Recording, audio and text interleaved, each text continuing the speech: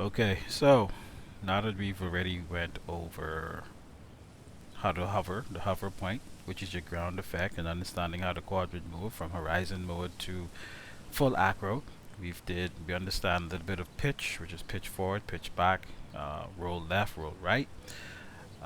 Let's actually fly. That's the thing. We've combined all those together. Let's actually fly. So we learn how to disarm, and if you're doing this in real life with your quad, you just need to know where the disarm button or switch is, because if the quad seems if it's getting away from you, you want to disarm it and try to recover yourself. Like if you get too high or get too far, disarm it, figure it out, bring it back, and start over. So once you've armed your quad, again, using your throttle to actually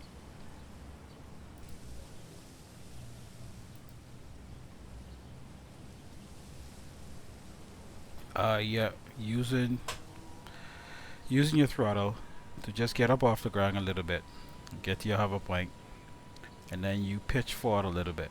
That's all you need to do. Like I said, when you fly forward, you're going to lose altitude. I'm not touching anything, I'm just going straight, but you see it's actually headed towards the ground. So if I take the entire, actually let me go on the street where we could see it better. So if I was taken off from here, and I'm going to fly down this road, so I'm going to raise my throttle. That's my hover point. So you see the bouncing effect, that's the ground effect. And then I pitch forward a little bit. You see she's moving forward very slowly, but she's moving forward. Give it a little bit more pitch so we could move and see. And this is all you need to do.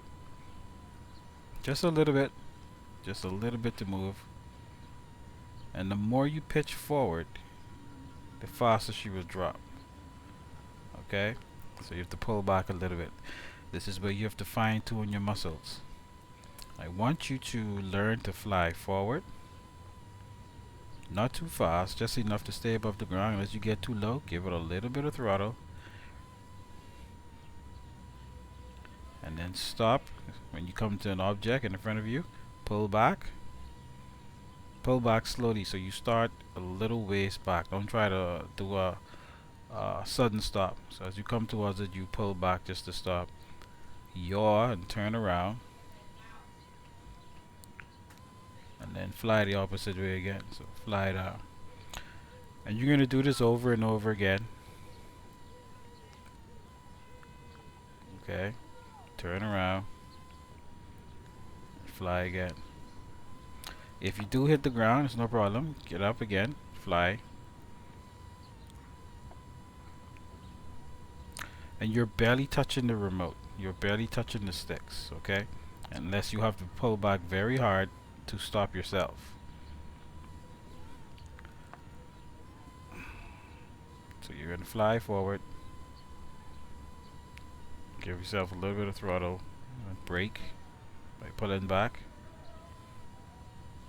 Level yourself out by yourself. So if you pitch back, you're going to fly backwards. Pitch forward, you're going to fly. So once you've done this a few times, because what this is teaching you is how to turn around. So to turn around using the yaw, you should add roll, but you can't do it with yaws by itself. It's going to look a little weird, but you can do it just by flying forward. But I want you to get used to braking first by pulling back first. Level out, then turn, and fly forward again. So that's a number of moves. That's throttle and pitch. Pitch back to brake. Pitch forward to level. Yaw to the left or yaw to the right to turn around. Throttle up a little bit and then pitch forward again. So you're getting yourself used to these movements. Okay? Now, once you've done that enough times, which I recommend, when you fly in real life, off of one battery, you burn until that you fly until you burn that battery down, and it tells you low battery. So 3.5 volts, 3.4. Yeah, you just keep doing this. You just keep doing this. Yeah, it's boring. I understand that, but you're building muscle memory, so that when you get yourself in these situations, you know what to do. Which means you do not always turn in the same direction. You do not continually turn left. So you see every time I come, slow down and stop, You don't always turn left. Start mixing it up with right, so that you could get used to turning in any direction that you need to. So there'll be no left or right for you. So I could turn left this way, turn around, fly, stop, turn right. So as you see, as you get better at this, you can get closer to the object and pull back even more. You see I settle up, so I pitch, and then I came back forward, turn around, and you could do it again. And you could brake and level out, turn back around. You want to get like that, to that point where you can do that move comfortably without any issues. Okay?